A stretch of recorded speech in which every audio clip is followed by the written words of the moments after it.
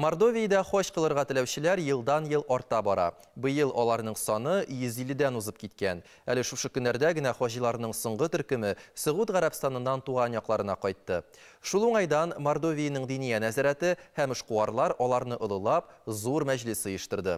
Аның кайбер мизгилләре безнең бу төбәктәге хәбәрчебез Рәмис Сафин материалында. Кичен кыяш байгаш уздырыласы мәҗлескә әзерлек эшләре инде иртән үк башланды. Хатын-кызлар аш өстәле әзерләсә, ирләр урамда зур казаннар янында кайнаша иде. Бу якларда гадәт шулай. Кайнар ризыкны бар тик ирләр генә әзерли. Авылдагы һәр мәчетнең үзенең казаны бар. Бәйрәмнәрдә аларның һәрберсендә төрле ризык әзерләнә. Мисал өчен монсында шулпа, монсында ит, ә менә монсында пылау. Пылау тәмлерәк булсын өчен анарга сыер, сарык һәм каз ите салына икән. Рәмис, монда бит ит кенә түгел, монда рисын да сайларга кирәк. Рисы булырга тиеш, әйбәт кенә кырышларныкы, круглозерный фонны кирәк алырга. 2000-гә якын кеше яши торган Аксенова авылында бүген 2 мәчет. Алдагы елларда бәйрәм вакытларында барлык килүчеләр дә мәчеткә сыймаганлыктан гаетләрне авыл клубында да укыганнар.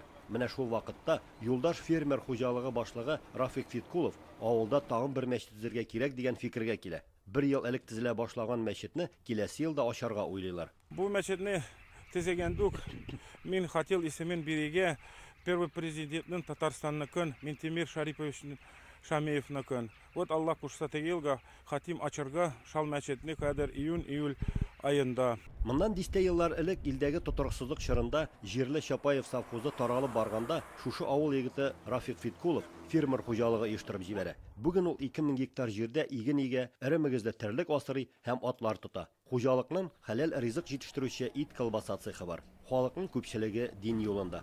Быел Аксеновадан 13 милләттәшебез хаҗ кылып кайткан. Араларында яшьләр дә байтак. Авыл кибетләрендә спиртлы чимлекләр сатылмый. Анда сигарет та сатмыйлар, арака да сатмыйлар. Аллага шөкер ничегәтергә халык наоборот киңәндегенә, что арака сату юктыр. Бездә авылда әткем келе ничегәтә вообще сатмыйлар араканы.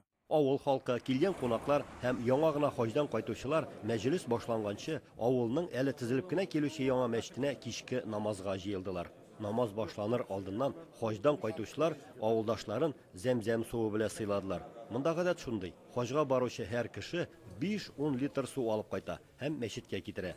Менә мәчетне яңгыратып, авыл өстенә азан тавышы яңгырый. Аллаһу акбар, Аллаһу акбар.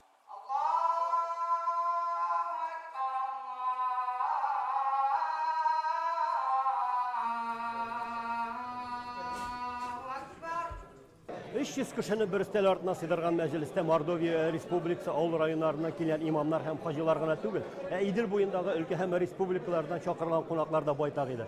Шунсы сөенечле республикада эшләүче 2 диния нәзарәтенең рәисе 2 мөфти бер өстәл артына утырып бергә дуа кылдылар һәм вәгазь сөйләделәр.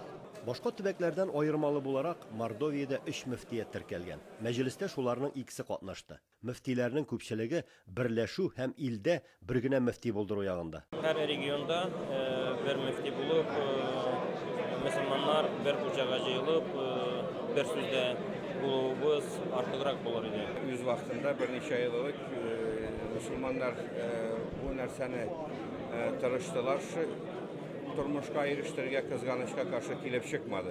Бу киләчәктә булыр дип иншалла өмет итәбез. Быел Мордовиядән 156 кеше хаҗ кылып кайткан. Беренче тапкыр баручылар арасында Белозерье авылыннан 3 бала атасы 32 яшьлек Дамир Богданов та бар. Кәбәтулланы күргәч беренче раз күзләргә яшьләр килә.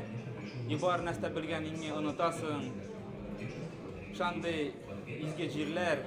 Хаҗдан кайтучыларны зурлап һәм хөрмәтләп каршы алу гадәте республикада ел сайын уздырыла. Һәм дә без тырыштык елга бер раз җыярга бөтен авылдан имамнарны, бөтен авылдан мөселманнарны утырырга бер урынга. Чыннан да, халкыбыз өчен күркәм гадәт кергән биредә. Моны башка төбәкләрдән килүче мөфтиләр дә хуплады. Балалар өчен, хатыннар өчен, имамнар өчен, әлхәмдүлилләh, нишәмә ел инде без шунарга ошашлы мәҗлесләр уздырабыз. Үзебезнең өлкә уровеньда. Бүгенге мәҗлестә сүз хаҗ гамәле, дини йолаларыбыз һәм әхлак турында гына түгел, дөньяви сораулар, мәчетләрнең матди хәлен ничек яхшырту мәсьәләләре турында да барды. Республика авылларындагы мәчетләр төзелешенә ярдәм иткән иганәчеләргә һәм мәчетләр каршындагы спорт командаларына рәхмәт хатлары һәм бүләкләр дә тапшырылды. Шунсы игътибарга лаек. Соңгы елларда республикада яңа мәчетләр сафка баса, алар каршында мәдрәсәләр, якшәмбе мәктәпләре эшли. мәчетләр үзләренең хоккей һәм футбол командаларында булдырган. Кеше диндә булгас бит ул тәртип. Ничек кеше белә, ничек әйтергә, без монда мәңгегә килмәгәс бу дөньяда. Безне Аллаһ Тәгалә яраткан, кеше яшь вакытында сугыла, картайгач, ни барыбыз үләбез. Безнең халыгыбыз ничек әйтергә, быел бер 13 кеше барды нигә хаҗга, һәр ел елдан ел күбәя бара хаҗга халык баручылар. Сүз дә юк. Динебез тәртипкә һәм сафлыкка гына өнди. Әмма ләкин дингә килү традицион исламга нигезләнеп, йөрәк кушуы буенча чын күңелдән булырга тиеш. Бу мәҗлестә катнашучыларның уртак фикере иде. Рамис Сафин, Татарлар, Мордовия Республикасы.